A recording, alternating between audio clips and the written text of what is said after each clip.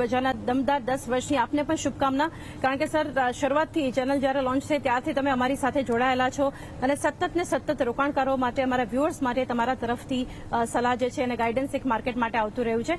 તો તમારી પાસેથી પહેલા જાણીએ તમે કઈ રીતે જોઈ રહ્યા છો ઉજવણીને, કારણ કે આપણે પણ 10 વર્ષનો સાથ દર્શકોની સાથે, અમારી સાથે અને તમારી સાથે આપણે છીએ આટલા વર્ષની સાથે. સર એક વિશેષ લઈએ તમારી પાસેથી. ઓફકોર્સ આઈ થિંક સૌથી પહેલાં પૂરા ટીમને મારા તરફથી ખૂબ ખૂબ શુભકામનાઓ. સાથે સાથ ગુજરાતમાં જે હિસાબથી તમે ઇન્ફોર્મેશન નું પ્રોત્સાહન કર્યું છે, તમે ઇન્ફોર્મેશન આપી છે, બધાને એજ્યુકેટ કર્યા છે, શીખવ્યું છે ઘણું ખરું નિવેશ માટે, એ બદલ સર્વોને મારા તહેદિલ તરફથી વેરી બિગ કોંગ્રેચ્યુલેશન્સ. લાસ્ટલી બધા જ નિવેશકો, શ્રોતાઓ ને પણ હાર્દિક શુભકામનાઓ. નાવ જ્યારે આપણે લાસ્ટ 10 વર્ષની જર્ની જોઈએ તો આઈ થિંક આપણે ઘણું ચેન્જ જોયું છે. રાઇટ ફ્રોમ જે હિસાબથી ઇકોનોમી વધી છે, જે હિસાબથી કોર્પોરેટ્સના ડેટ લેવરેજિંગ ઓછા થયા છે, અને લાસ્ટલી કે જે હિસાબથી રિટેલ ઇન્વેસ્ટર્સનો જોર બહુ જોરથી વધ્યો છે, એના કારણે માર્કેટ બહુ સારું રહ્યું છે. તો લાસ્ટ 10 વર્ષ બહુ સારા રહ્યા છે અને આવતા 10 વર્ષ અમને લાગે છે કે આનાથી વધારે સારા રહી શકે છે ગોઈંગ ફોરવર્ડ. જી હા વૈભવ સર, આપણે છેલ્લા 10 વર્ષની અંદર તો જોયું છે કે ઘણા બધા નવા રિફોર્મ્સ આપણને આ દેશની અંદર થતા જોવા મળ્યા. જીએસટી જેવા જે મોટા નિર્ણયો છે એ આપણે આવતા જોયા, કોર્પોરેટ ટેક્સની અંદર કટ આવતો જોયો, એ ઘણી બધી મહત્ત્વની ઇવેન્ટ બજારમાં આપણને રહી. પરંતુ હવેનો જે 10 વર્ષ છે એ ઘણા મહત્ત્વના રહેવાના છે, કારણ કે જો આજથી લગભગ 4-5 વર્ષ પહેલાં જ્યારે PLI સ્કીમ લોન્ચ કરવામાં આવી ત્યારથી ભારતની અંદર મેન્યુફેક્ચરિંગ સેક્ટરમાં એક સારો એવો આપણને જે ઝુકાવ છે એ જોવા મળ્યો. એની પહેલાં આજથી લગભગ 15-20 વર્ષ પહેલાં આટલો મોટો મેન્યુફેક્ચરિંગ બેઝ ભારતની અંદર નહોતો. એટલે ઘણા મોટા પરિવર્તનો હવે અહીંયાથી આવી રહ્યા છે. આવનારા જે 10 વર્ષ છે એના માટે તમે અહીંયાથી શું ધ્યાનમાં રાખીને ચાલો છો? કારણ કે એટલે એ પૂછવાનું કારણ પણ એટલું, કારણ કે જો હવે આપણે પાવર સેક્ટર કહી દો કે એનર્જી સેક્ટર કહી દો, આ બધાની અંદર એક મોટા પરિવર્તનો આપણને આવનારા સમયની અંદર જોવા મળવાના છે. કયા મોટા એવા ચેન્જીસ છે જે તમને આવનારા સમયમાં અહીંયાથી ખાસ ફોકસમાં દેખાઈ રહ્યા છે કે આટલી વસ્તુ તો આપણને થતું દેખાશે જ? સી આઈ થિંક જે હિસાબે તમે કહ્યું કે ઘણા બધા રિફોર્મ્સ થયા છે લાસ્ટ 10 વર્ષમાં, તો એ ધ્યાન રાખવું જોઈએ કે હવે આપણી પાસે એક એકદમ જ સ્ટ્રોંગ બેઝ છે જેના ઉપર નેક્સ્ટ 10 વર્ષ પર આપણે એગ્રેસિવ ગ્રોથ કરી શકશું. જે હિસાબના GDP નંબર્સ જોયા છે, આઈ થિંક અહીંયાથી એ બેટર થવા જોઈએ. સો ઓવરઓલ બેઝિસ ઉપર 10 વર્ષ પર અગર આપણે ઇન્ડિવિજ્યુઅલ સેક્ટર સ્પેસિફિક ઓપોર્ચ્યુનિટીઝ જોઈએ તો મને લાગે છે કે ઘણા બધા એવા નવા સેક્ટરો ઇમર્જ થઈ રહ્યા છે જે આપણે લાસ્ટ કદી જોયા નથી. 20-25 વર્ષમાં આપણે ઘણી વખત નામ સાંભળ્યું નહોતું. જેમ કરીને ખાસ કરીને અગર તમે જોશો કે ગ્લોબલી જેમ રિન્યુએબલ્સ, કાર્બન ફૂટપ્રિન્ટ ઓછું કરવાનું પર બહુ મોટું જોર છે. મને લાગે છે કે over a period of next 10 વર્ષ નહીં પણ એટલીસ્ટ નેક્સ્ટ 30 to 40 યર્સ અગર તમે જોશો તો એક રિન્યુએબલ પર સારું એવું જોર રહેશે. હવે રિન્યુએબલમાં આપણે તમે સોલાર ગણો, વિન્ડ ગણો, કે એની લાગતી ગળગતી જેટલી એનું ઇનપુટ્સ, અલગ અલગ ઇનપુટ્સ જોશો, બધામાં જ સારો એવો પ્રોગ્રેસ થવો જોઈએ આવતા 10 વર્ષમાં. ઓફકોર્સ મેન્યુફેક્ચરિંગ સેક્ટર જે હિસાબથી PLI છે, જે હિસાબથી સરકારનો ખાસો એવો જોર છે, મને લાગે છે એ પણ એક એવો સેક્ટર છે જે વધી શકશે. અને લાસ્ટલી જે આખા સેક્ટરોને સપોર્ટ કરે છે, જે આપણી બેન્કિંગ એન્ડ ફાઇનાન્શિયલ સિસ્ટમ્સ છે, અમને લાગે છે એમાં પણ સારું એવું મોમેન્ટમ રહેવું જોઈએ નેક્સ્ટ 10 વર્ષમાં અગર તમે business on an overall basis અગર તમે જોશો તો. લાસ્ટલી કે કન્ઝ્યુમર્સ એક છે જે India is a consumer economy આપણે કહીએ છીએ, તો રાઇટ ફ્રોમ સ્ટેપલ્સ ગણો કે ડિસ્ક્રેશનરી ગણો, આ બધા જ સેક્ટરમાં સારી એવી ઓપોર્ચ્યુનિટી થઈ શકે છે નેક્સ્ટ 10 યર્સમાં.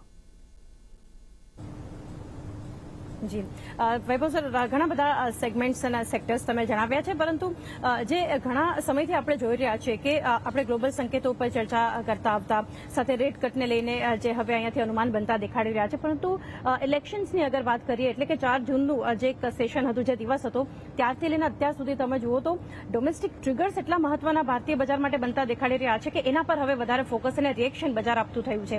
એફઆઈએસના નંબર્સ તો છે જ, પરંતુ ડીઆઈએસ તરફથી જે સતત સપોર્ટ છે એ પણ બજાર માટે મહત્વનું છે. હવે આ બધા વચ્ચે વાત કરીએ છીએ સરકારી કંપનીઓ માટેની, તો એમાં જે એક સરકારનું ફોકસ આવતું દેખાડી રહ્યું છે. પાર્લામેન્ટમાં આપણે પીએમ દ્વારા આપણે જે અનુવાદ અને જે એક નિવેદન પણ જોયું હતું, ત્યારબાદ જે એક રિએક્શન હતું, તો કઈ રીતે સરકારી કંપનીઓ માટેનો વિશ્વાસ જે છે, કારણ કે જ્યારે આપણે લાંબા ગાળા માટેની એટલે કે આવનારા 10 વર્ષ માટેની વાત કરી રહ્યા છે, તમે જોઈ રહ્યા છો પીએસયુ એઝ અ સ્પેસ?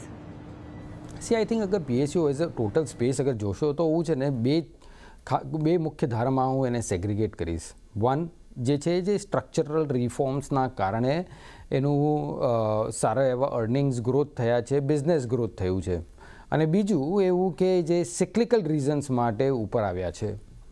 અગર તમે વેલ્યુએશન્સ જોશો તો અક્રોસ ધ બોર્ડ વેલ્યુએશન્સ ઘણા એવા નીચેથી ઉપર આવ્યા છે.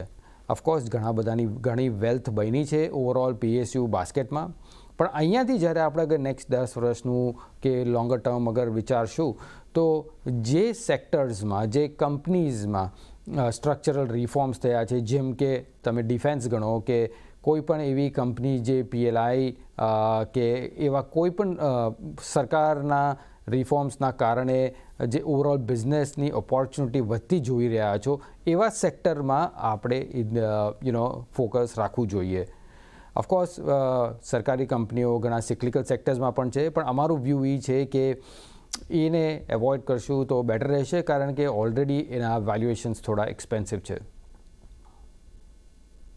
જી વૈભવજી, આપણે આજે 10 વર્ષની ઉજવણી કરી રહ્યા છે, એનો એક બહુ મોટો હિસ્સો આપણો જે દર્શકોનો વર્ગ છે કે જેના માટે આપણે રોજ ભેગા થઈએ છીએ, અને એમના માટે આપણે ખાસ કરીને રોકાણની સલાહ, ક્યાં રોકાણ કરવું એની આપણે વાતો કરતા હોઈએ છીએ. હવે 10 વર્ષની અંદર આપણને બજારની અંદર તો એક જબરજસ્ત ગ્રોથ જોવા મળ્યો છે, પરંતુ જો આવનારા દશક માટે આપણે દર્શકોને કંઈક કહેવું હોય તો કયા એવા ગ્રોથવાળા સેક્ટર્સ પર તમે ધ્યાન આપશો, કે કયા એવા પોકેટ્સ છે કે જ્યાં આવનારા 10 વર્ષ માટે પણ આપણે એક આવી જ વેલ્થ ક્રિએશન થઈ શકે છે? આઈ થિંક ઇન્ડિયા અને ભારત એક એવું સૌથી મોટું સેક્ટર છે જ્યાં નેક્સ્ટ 10 વર્ષ તો છોડી દો, નેક્સ્ટ 30 વર્ષ માટે અગર તમે જોશો તો એક મોટી ઓપોર્ચ્યુનિટી છે ગ્લોબલ નિવેશકો માટે પણ. અને જે હિસાબથી લોકલ નિવેશકો, ડોમેસ્ટિક ઇન્વેસ્ટર આપણે કહીએ, જે આટલા ફૂલ જોરથી માર્કેટમાં પાર્ટિસિપેટ કરી રહ્યા છે, અમને લાગે છે કે આ બ્રોડર વેલ્થ ક્રિએશનનો એક મોટો પુરાવો છે. અમને લાગે છે કે આ કન્ટિન્યુડ રહેશે જ્યાં સુધી આપણી ઇકોનોમી સ્ટડી સ્ટેટ પર ચાલી રહી છે, અને જ્યાં સુધી આ રિફોર્મ્સના થકી જે કેપિટલિઝમ છે, જે એન્ટરપ્રિનરશિપ છે, એને એન્કરેજ થયા કરશે.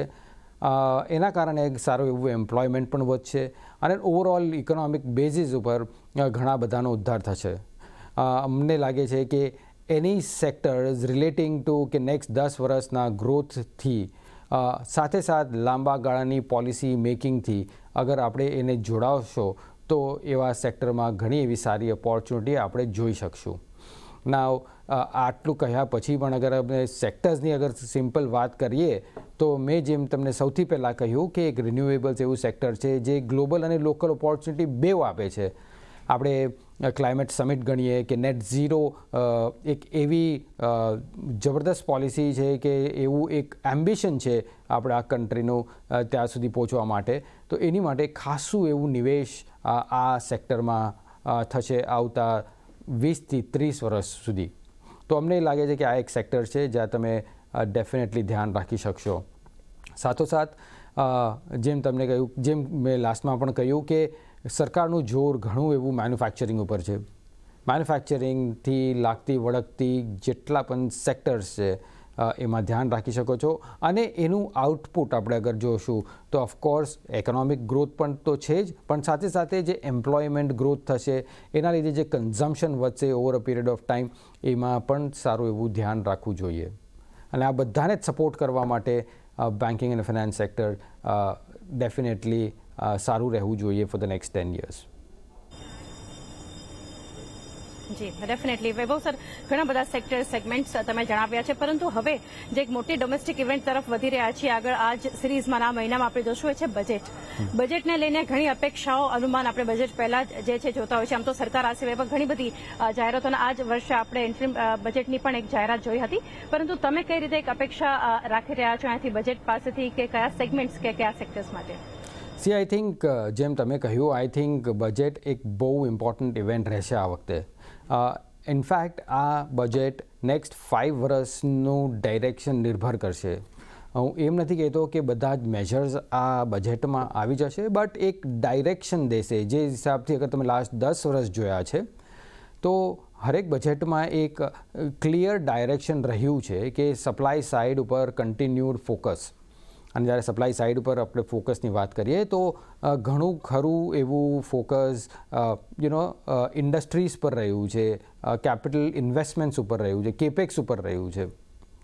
એના કારણે સરકારનું માનવું અને જનરલી ઇકોનોમિસ્ટનું માનવું પણ એવું છે કે આપણે અગર એના ઉપર ફોકસ કરીએ છીએ તો લોંગર ટર્મ ઇન્ફ્લેશન તમારું સારું એવું કંટ્રોલમાં રહી શકશે. સાથે સાથે ઇકોનોમિક ગ્રોથ પણ સારું એવું થશે અને એમ્પ્લોયમેન્ટ્સ વધશે અને કન્ઝમ્પશન છેવટે વધી શકે છે. નાવ આપણે એવી સ્થિતિમાં છીએ જ્યાં લાસ્ટ 10 વર્ષનું એક ડાયરેક્શન હતું. અમને નથી લાગતું કે વધારે કાંઈ ચેન્જ થશે, પણ લાસ્ટલી એક એવું ડેફિનેટલી વિચારીશ અને હોપ કરીશ કે ઓવરઓલ ઇન્કમ ટેક્સ રિજીમને કઈ રીતે વધુ સરળ બનાવવું, એના સ્લેબ્સને કેવી રીતે મિનિમાઇઝ કરવા.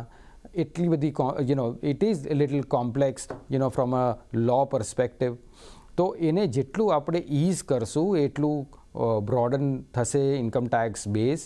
અને સાથોસાથ જે બધા ડિફરન્ટ હેડ્સ ઓફ ઇન્કમ છે એને કઈ રીતે પેરિટી પર લાવવા અને સાથે સાથે પ્રોત્સાહન દઈએ આપણે કેપિટલ ઇન્વેસ્ટમેન્ટ્સ માટે કઈ રીતે કરશું, એ બધાનું ડાયરેક્શન આઈ થિંક આ બજેટમાં એટલીસ્ટ ડિરેક્ટલી કે ઇનડિરેક્ટલી તમને જોવા મળશે. સો આ બજેટ ઘણું ઇમ્પોર્ટન્ટ રહેશે. ઓફકોર્સ માર્કેટ માટે